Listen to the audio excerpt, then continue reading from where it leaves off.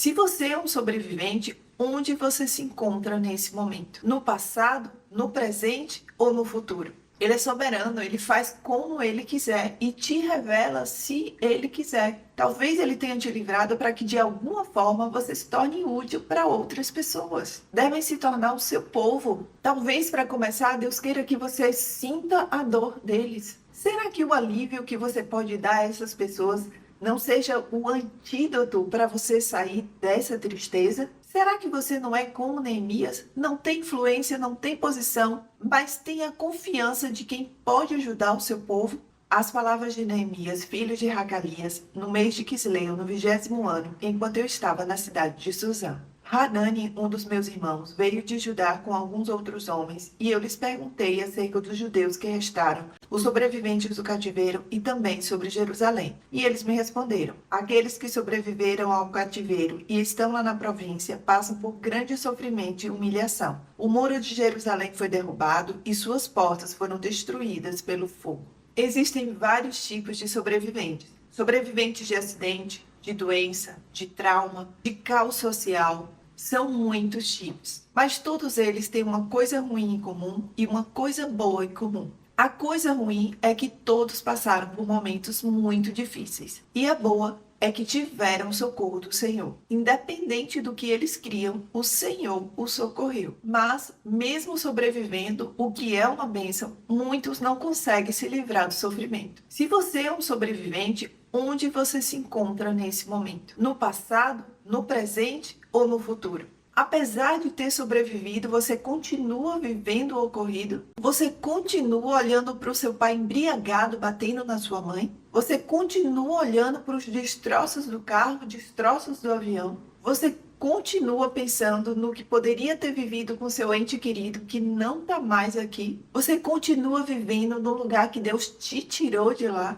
O Senhor, da sua soberania, decidiu que você sobreviveria e ponto final. Ah, mas por que não foi outra pessoa? Ah, mas por que não foram mais pessoas? Talvez você só vai saber quando encontrar com o Senhor. Ele é soberano, ele faz como ele quiser e te revela se ele quiser. Só te cabe aceitar e aproveitar a oportunidade que ele te deu. Ele não te livrou por nada. Tem um motivo que, se você não sabe ainda, um dia você vai saber. Com certeza, Jesus não te livrou para você ficar olhando para a província destruída, para ficar chorando porque as portas foram queimadas ou porque o muro foi destruído. Talvez ele tenha te livrado para que, de alguma forma, você se torne útil para outras pessoas. Quantos casos você já viu de mães que perderam os filhos para as drogas, para a violência, e apesar da dor que deve ser dilacerante, elas transformaram a palavra luto na palavra lutar. E passaram a lutar por mães que estão passando pelas mesmas coisas que elas passaram. Você pode ter marcas na alma, no corpo, mas você não pode aceitar isso como motivo para te paralisar. Jesus não te livrou para isso. Pessoas que estão vivendo o que você viveu devem se tornar o seu povo, porque a sua sobrevivência te uniu a eles, ou pelo menos deveriam unir.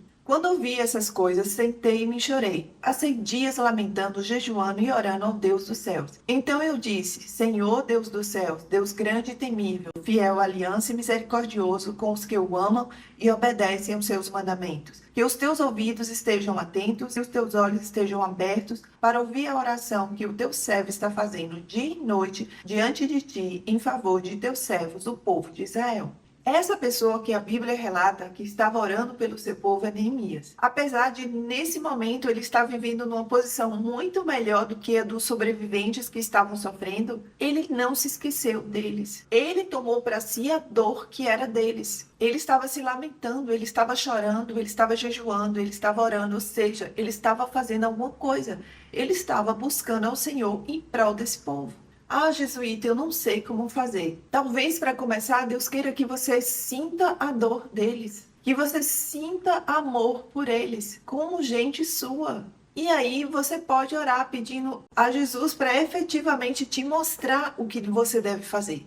Se você realmente estiver com a intenção no seu coração de ajudar, o Senhor vai te mostrar. E você pode dizer que ainda está muito triste por tudo que viveu, mesmo tendo passado muito tempo. Será que o alívio que você pode dar a essas pessoas não seja o antídoto para você sair dessa tristeza, para você parar de olhar para o passado e olhar para o futuro. Ah, jesuíta, você não sabe quem sou eu. Já fiz muita coisa errada na vida. Confessa os pecados que nós, os israelitas, temos cometido contra ti. Sim, eu e o meu povo temos pecado contra ti. Agimos de forma corrupta e vergonhosa contra ti. Não temos obedecido aos mandamentos, aos decretos e às leis que destes ao teu servo Moisés. Lembra-te agora do que disseste a Moisés, teu servo. Se vocês forem fiéis, eu os espalharei entre as nações. Mas se voltarem para mim e obedecerem aos meus mandamentos e os puserem em prática, mesmo que vocês estejam espalhados pelos lugares mais distantes debaixo do céu, de lá eu os reunirei e os trarei para o lugar que escolhi para estabelecer o meu nome. Estes são os teus servos, o teu povo. Tu os resgataste com o teu grande poder e com o teu braço forte.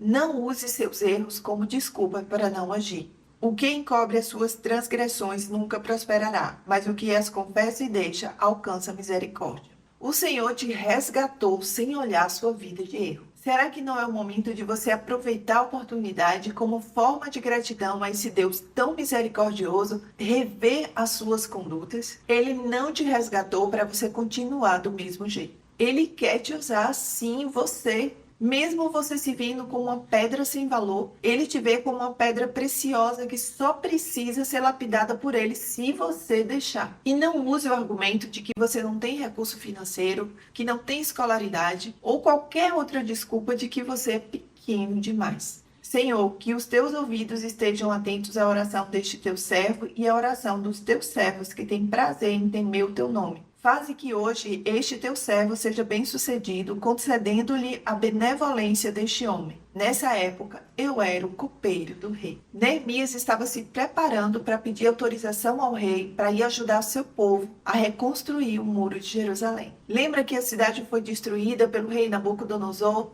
Comento sobre isso nesse vídeo. Neemias não era um homem influente na época, não era um homem importante aos olhos da sociedade, mas Neemias era um homem que sentia a dor do seu povo e estava disposto a ajudar. O copeiro era a pessoa responsável por preparar a mesa do palácio para as refeições. Além disso, era ele que experimentava a bebida do rei para evitar que ele fosse envenenado. Portanto, Neemias era uma pessoa de muita confiança. Será que você não é como Neemias? Não tem influência, não tem posição, mas tem a confiança de quem pode ajudar o seu povo? Se você se encontra na mesma situação que Neemias, é só você buscar o Senhor e deixar que Ele vai agir para que esse homem influente o ajude.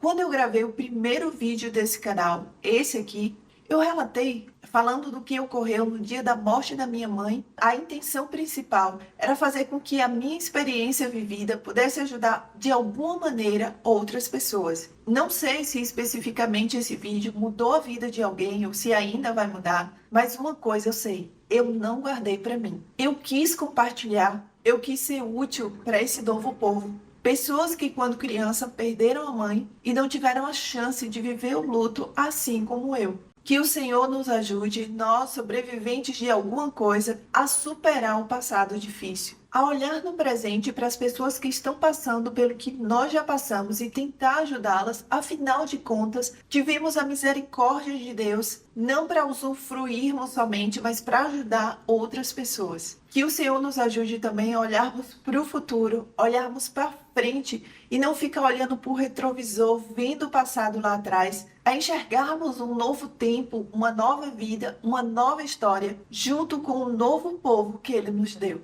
Um cheiro para todos vocês, que o nosso bom e misericordioso Deus os abençoe grandemente.